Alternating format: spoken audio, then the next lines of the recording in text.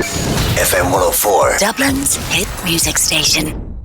Well, Doug, congrats on the movie. Thanks. The movie that everybody has been waiting for years. I mean, was this easy to get lit in the first place? Because when they take a TV show and make it into a movie, is that easy or hard for a thing like Entourage? I mean, once we got the script, we were fortunate, as long as we stayed in the right budget, which it's a pretty modestly budgeted film for a studio film. So, but they greenlit it. They liked the script, so. Okay. Well, but when it comes to scripts, I mean, there's a huge amount of fans of Entourage, the TV show. So is there a bit of pressure for somebody like you to kind of go, well, which direction am I going to go in for every character? I mean, there's always pressure, and I think every filmmaker, you try your best to make something that people are going to enjoy. I mean, I looked at the show, and we had 8 years of it. I looked at some of the things I thought we did better than other things, and I try to put the best stuff into this. Okay. Is it true the first draft or first idea you had for this script, your co-writer or co-partner said, no, this isn't working, do it again? Yeah. I mean, it's not a co-writer, but yeah, my producer, Steve Levinson, he's like, I don't like it. So I threw it out. I mean, it literally was in the garbage, which is not the first time.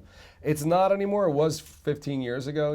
I think there's a lot of ways to slice it. And I think, especially in this group, I won't quit till everyone is satisfied with what they're doing, from the actors to the studio to my producing partners. So. Okay, what is it about these four guys then that people they want more of? And 4 plus Ari, I suppose, 5 guys. Yeah. People just can't get enough of. They want the movie. What is it? I think that they're just very relatable guys, and they're working class guys who came from nothing and all of a sudden are living in this fantasy land. And I think the fact that they take care of each other and have each other's backs more than worrying about themselves is something that people aspire to. And they're just a good group of guys, and I think most people can relate to that in some way to friends that they've had.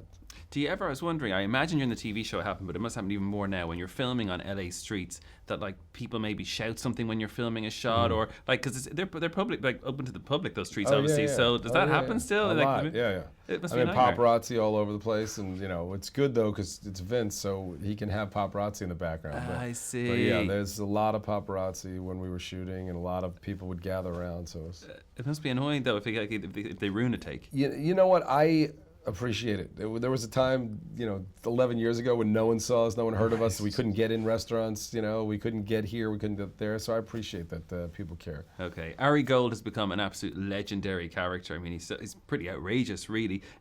What's he like to work with on set with Jeremy Piven? And I was wondering, is it improv for a lot of the stuff he does? It sounds so natural, a lot of the lines he comes out with. Well, that's his job, to sound natural, and my job is to put words in his mouth. But okay. The vast majority of it is written. Jeremy and I throw things at him, he'll throw things at me, but most of it's on the page.